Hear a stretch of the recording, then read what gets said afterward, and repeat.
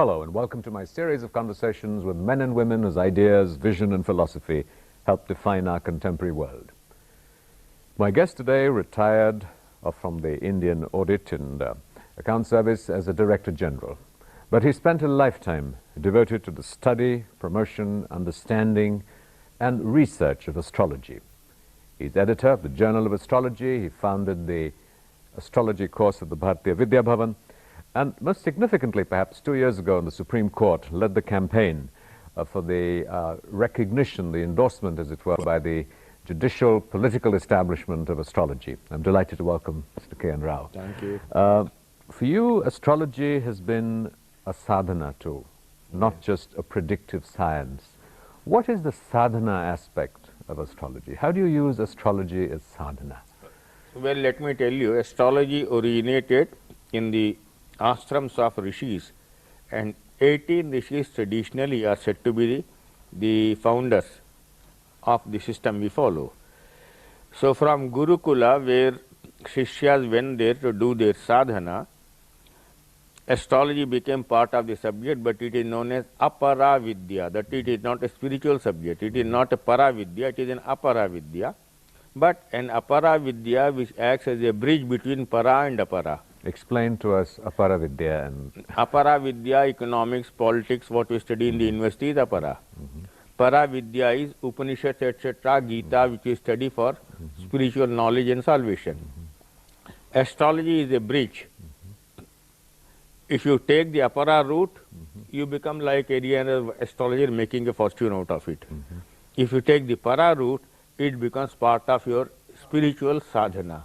So in what ways do you use the aspects of astrology for your own personal spiritual growth? You see, it is very well explained in one couplet of Kabir Das, Ram jharoke baith ke jag ka mujra dekh.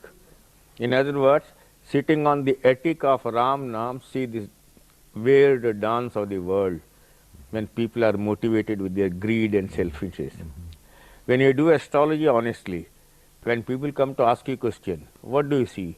All the time people involve too much in Maya. And you begin to take a detached view of the whole thing and ask yourself a question, is there no higher purpose in life? And once that becomes a pursuit of yours, then you know what to live, you know what to pursue.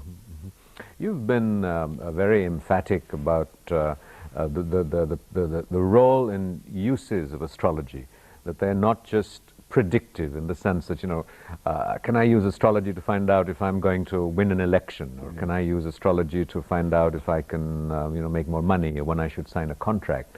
It has this higher purpose, this higher meaning of life, as you've just described, that it is to understand, the nature of Maya.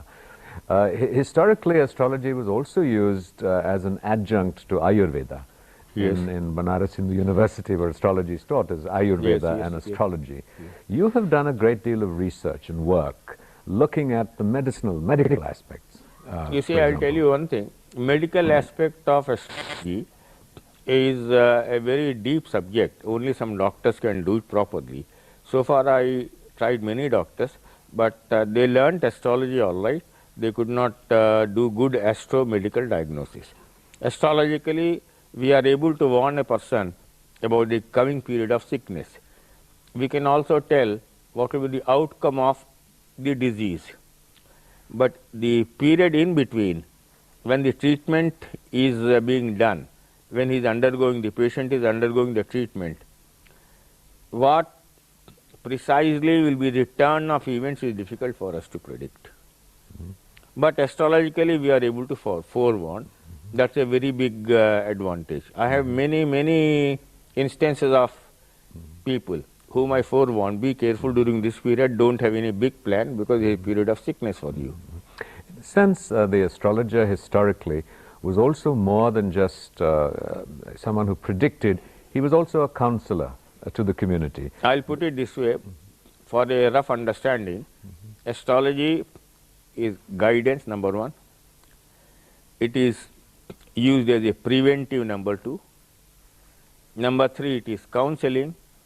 And number four, it has a remedial aspect. These days what has happened is the remedial aspect has got overemphasized because there is a lot of money. When astrologers have become mercenary, they want to make more money through remedial aspect. So jocularly I keep on saying, there are very few Jyotishacharyas, there are more and more Upayacharyas now in the society. Well, you personally don't charge or make any money from the practice of astrology at the Bharatiya Vidya Bhavan, a very prestigious institution recognized as amongst the largest astrological schools in the world. None of the teachers get paid. So how important, obviously the motivation of the astrologer is extremely important. You say motivation to predict, you mean? No, the motivation to serve, the motivation with which he approaches his Okay, science. now this I will answer very easily by reminding you of a shloka of the Gita where Lord Krishna talks about the categories of bhaktas. Artha, artharthi, jigyasu, jnani. Any subject when you study, particularly like astrology, you study as an artha, a man who is in agony. You want to understand the problem of your agony. For example, in one particular class of mine, out of nearly 32 students, 25 or 26 males were those who were tormented by their wives. Well, the popular perception is it is usually that is Artha husbands who torment category. wives. That is Artha category. Arthartha category is those who want to make money out of it. That is very large category now. Jigyasu. Now, for example, I predicted something about Delhi weather once, many years ago. Some people from meteorological department came and joined our classes only to know how astrologically we could do this prediction. That is jigyasa, curiosity of a scientist. Jnani, the fourth category. Well, it is part of my spiritual sadhana. So, those who are drawn towards astrology have to belong to one of the categories, Artha, Artharthi, Jigyasu, Jnani. You know, you have been also working very hard for the scientific, empirical validation, in a sense, of astrology. At a personal level, you're believed to have something like 50,000 plus horoscopes amongst the largest private collections of horoscopes here. Right. Why do you think that astrology hasn't been exposed to the scientific rigor of analysis as medicine, for example, has been? Why this prejudice, this resistance to astrology? First of all, when you decide to keep any knowledge as a secret knowledge, you cannot subject it to rigorous scientific discipline. But is that desirable? It is not desirable. I broke the shackles. I did it openly. I produced it. Childbirth, for example, cannot take place unless Saturn, Jupiter, Mars and Moon help parents. I have proven it in my book, Planets and Children, which has been tested on thousands and thousands of horoscopes in India, in USA, in Russia. So, giving it an empirical base, statistical empirical base by testing it and showing the percentage of results, which should be done anywhere to establish the scientific validity of a subject. I am the pioneer in that. But so the question is that this is something that you have done. Yes. But as a practitioner of astrology and with the motivation of helping other people, but wouldn't it help the cause if this was also independently done as a subject of study and investigation, as any other science is? It will be done, it is being done slowly. It will, see, after all, first to break a wrong tradition of too much of secrecy was a major battle. After doing that, now when we are doing this research, our students have been doing brilliant work empirically, statistically, and he is bound to come after 10-15 years, no one will question. So what applications in terms of the public good can this kind of research have? Yes, very good. First of all, these days, I am concentrating mainly on choice of education. And openly I have challenged everywhere in the world, wherever I have gone, 100 educational psychologists cannot point out in 1 month what an astrologer can point out in 10 minutes by looking at the horoscope of a child and talking about his educational aptitude. We will never go wrong. 80% time will be 100% sure, 20% time because new subjects come into university curriculum. we have some confusion, but some slight confusion only. But is it necessary to be an astrologer to provide this guidance? Can this become a model? Can there be, a computerized checklist? No, This becomes it cannot widely come. You have accessible? to know astrology only. You have to know astrology only, and you have to have the courage to modernize those concepts. For example, I will look into the horoscopes of many people. If I apply that 500, 1000-year-old principle, I will say you are studying Vedanta, you are studying Nyaya, Sankhya. They say we have nothing to do with it.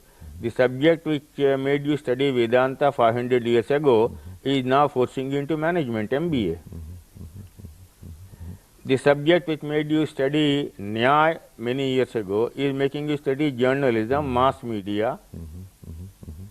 So all these variations that come into play, introducing modern concepts, this only educated men can do. I have the advantage of having highly educated people as our student. It is not the old Pandit style. You're watching a conversation with the editor of the Journal of Astrology, an eminent astrologer himself, K.N. Rao. We'll be right back after a short break. Don't go away.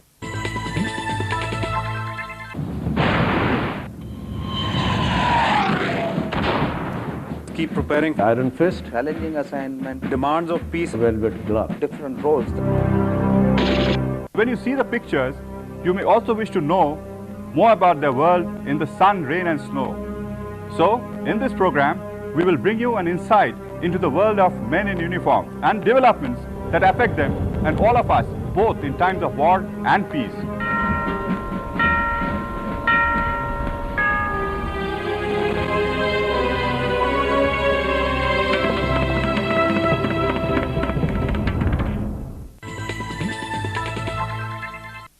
Welcome back to a continuing conversation with the astrologer and professor, founder of the School of Astrology at the Bharatiya Vidya Bhavan, K.N. Rao.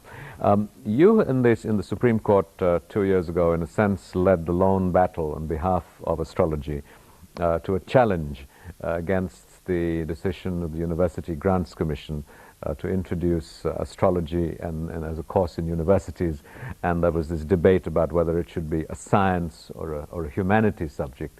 I think few argued that it is a part of our heritage and needs to be studied.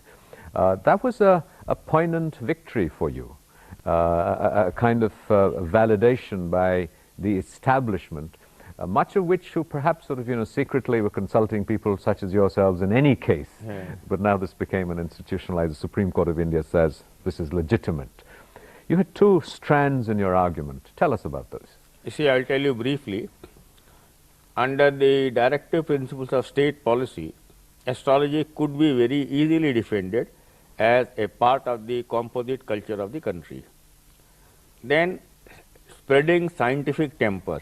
That was the objection raised by scientists. There also we could defend by showing the statistical, empirical researches, etc.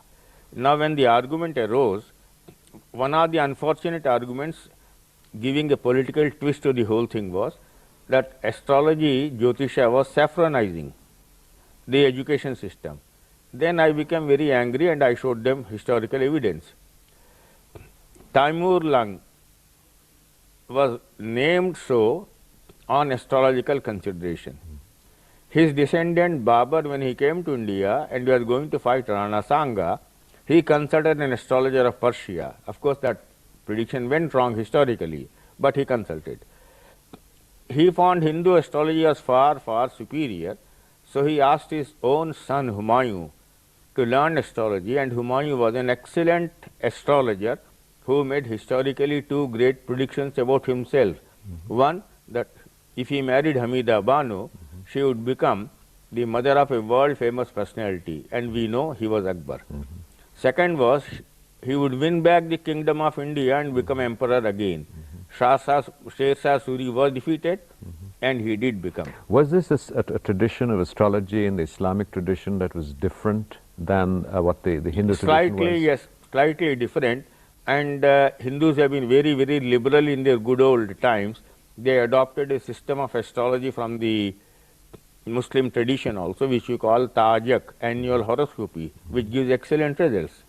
So there were slight differences, all right. They borrowed our system, some of our features, and we borrowed only fragmentarily from them. In what ways has the evolution of astronomy and science and more reliable calculations impacted modern astrology as compared to ancient astrology? Yes, in ancient astrology, the calculations given were excellent, that is known as the Surya Siddhanta. Then what is known as Bij Sanskaran, modernizing the whole thing, that they could not do. In the meantime, NASA came out with its own observations, and Hindus have been very liberal and scientific in their outlook. We accept those calculations and use that for our predictive purposes. Has that in fact you think made astrology today more accurate than it was in the past? Well, I will not say it has made it more accurate, because Ainansha correction, what you call, we have been doing it all through the centuries. So I will not say it had made more accurate, but I will say yes, it has made a significant difference in our calculation of certain astrological points. And what about sort of things like the demotion of Pluto from a planet? You see, we never use Herschel, Pluto, Neptune in Hindu astrology at all. So the demotion or promotion or elevation or divinization makes no difference to Hindu astrologers. But if modern science were now to decide that a particular planet that you use doesn't exist, Rahu, Ketu, and how do they become notional planets? Are You they see, physical planets? Instead of saying notional or actual planets, let us first of all understand one thing very clearly, which most of these people don't understand, those who are attacking astrology. We use the word graha, not planet. What is a graha? The graha in the horoscope is that symbol which shows purva janma karma, that is the deeds of past life and its results. Now when in Padma Purana you read Raja Dashrath went to Shani Loka, requested Shani not to torment, when after entering Rohini, so Shani said, I am a graha, grahan, my duty is to catch, but since you are a dharmic Raja, religious man, I will not torment you much. What is the the logic of astrology? In what ways do planets impact I don't know, the human personality, the biochemistry of the brain? In what ways do they act themselves out? In popular explanation, you're told, the moon affects the tides, and so the planets affect the biochemistry of the brain, and so there is a predisposition in some ways. You see, I'll put it this way. If you want to understand astrology, roughly divide it into first Ganita, second Phalita. Phalita is predictive astrology. Phalita again you divide into two parts. One is known as Samhita, where we call mundane astrology. We make predictions about weather, about nations, about wars, collectivities. Then the Hora astrology, individual. An individual comes to me, wants to know what happened. Many things happen in his life which he cannot explain, which nothing else in the world can explain except astrology. Now, you will understand it in the Gita, 18th chapter, Lord Krishna explains it to Arjuna. You do any planning, all these things, but there is the fifth element, adhisthanam tatha karta karanam cha prithak vidham, vividha cha prithak chesta, daivam cha atra eva cha panchamam. There is the fifth element always, that element of uncertainty, daiva, destiny. And it is also explained in the Valmiki Ramayana by Lord Rama to Lakshmana.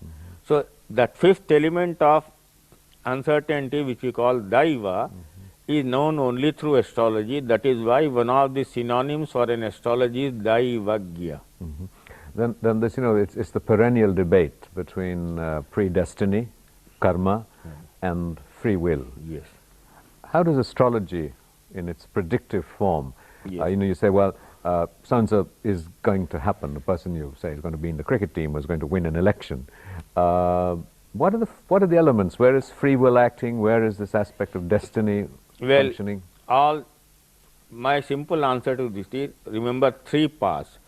First path is prarabdha, predestination. Second is purushartha, you have to keep on making efforts. Third is pa, prarthana, your prayers. Pa, pa, pa. All the three have to go simultaneously. How does predestination come into play? I will give you one instance I came across recently. Nearly 24 years ago, I had warned a man. I had told him, don't get too much attached to your children, you will be very unhappy. Now his children have grown up. They have deprived him of all his property. In his old age, the man is sitting alone in the house, almost like a pensioner, living on the charity of his children. He was unhappy. He came to me. Should he go to court of law? I said, even if you go to court of law, win. You will not have enough time left to enjoy it. You're watching a conversation with Mr. K.N. Rao, editor of the Journal of Astrology and the founder of the School of Astrology at the Bharatiya Vidya Bhavan, published more than 30 books on astrology. We'll be right back after a short break. Don't go away. Metro Scan. Headlines from the 4 metros: Delhi, Chennai, Kolkata and Mumbai. Delivered at your doorstep. Stay in touch, stay informed. Watch Metro Scan Monday to Friday, only on DD News. Welcome back to a continuing conversation with astrologer K.N. Rao. Do you sometimes feel a sense of power? Isn't there a risk that, if not in your case, certainly in astrology, amongst astrologers, that through astrology they know things about people, they're able to predict things, a sense of ego comes into play? Isn't that a great risk for an astrologer? It is a terribly bad risk. Many of the astrologers who have this ego are generally those who know very little astrology. And you also, Vidya dadati vinayam. The more you know astrology, the humbler you must become. what is it that breeds this humility? The insight into Maya that you had mentioned? Yes, humility, because once you begin to unravel the mysteries of planets, of grahas, you begin to realize you know so little of the world, of the universe. But there is one thing very great, the meaning and purpose of human life, you cannot understand better except through astrology. Jyotish is a pratyaksha shastra, demonstrable. Why is this happening to me? Someone says, I said I can explain astrologically. But if you do not know astrologically, sorry, I cannot explain scientifically. But either you accept or do not accept what I am saying. But if you know astrology, you can very clearly see why things are happening the way they are happening. So, you know, you've used the phrase the meaning and purpose of life.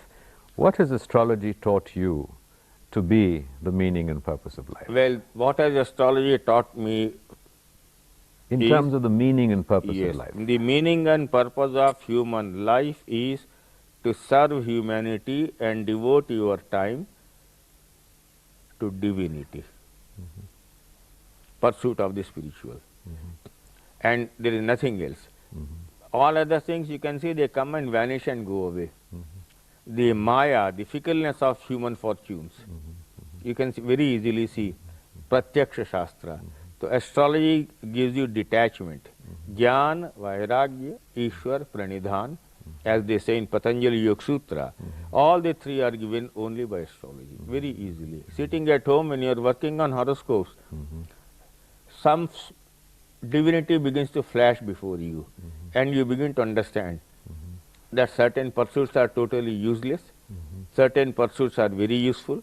In any case, the man must have a higher purpose available always in life to rise above the pettiness of the world of which he is a part, in which he lives. In other words, Padma Patra iva ambhasa Gita. Born in the world, live like a lotus, that is born out of the mud, but above the level of the mud. In what circumstances would you urge people that it be appropriate and useful to visit and consult an astrologer? These days, I will tell people not to visit an astrologer at all. Why is that? For a very simple reason, the astrologer must turn you into a fatalist to make money. It has become so exploitative. Someone must fight this also. But have you thought of, you know, sort of like, I mean, you have certified doctors, you have certified healers in so many professions. Have you thought of, is there a move in some ways, because anyone can read 2 of your books and decide they're an astrologer. That is what is happening. So is there some movement amongst astrologers to legitimize, to protect your reputations? Part of the University Grants Commission scheme to introduce astrology in the universities was also this. That was the aim. So in over a period of time it will get legitimized. Then you will have to take license. It must become a licensed profession. Then when an astrologer cheats, you can drag him to a consumer court as you can drag a doctor. That must happen to prevent that evil.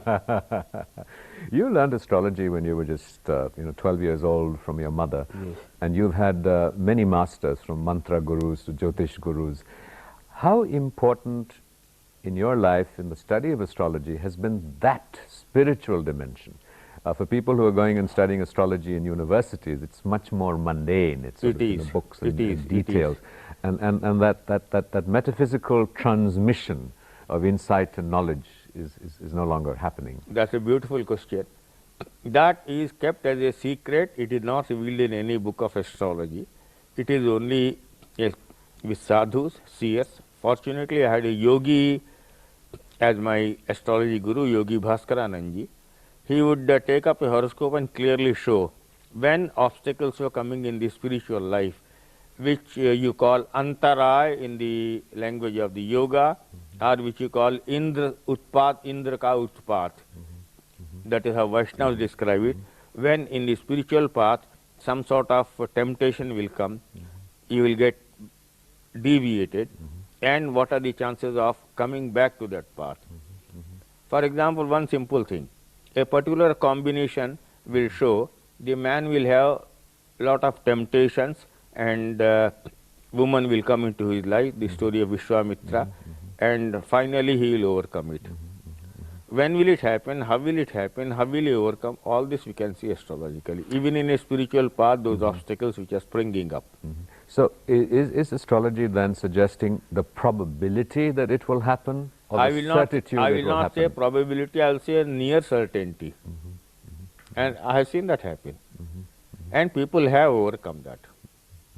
So in terms of, apart from your study, do you have a personal sadhana, a practice, a meditation, a prayer, independent of the study of astrology, that has a bearing on I am an initiated disciple of Swami Paramanand Saraswati of Bengal, who is no more, and I am a Krishna worshipper. I am attached to Vrindavan. So I do my sadhana. For me, my sadhana is more important, not astrology. But astrology, well, it has continues as a tradition, so I am doing astrology. But I am not dependent on astrology, I don't need astrology. For me, the more important thing is my sadhana.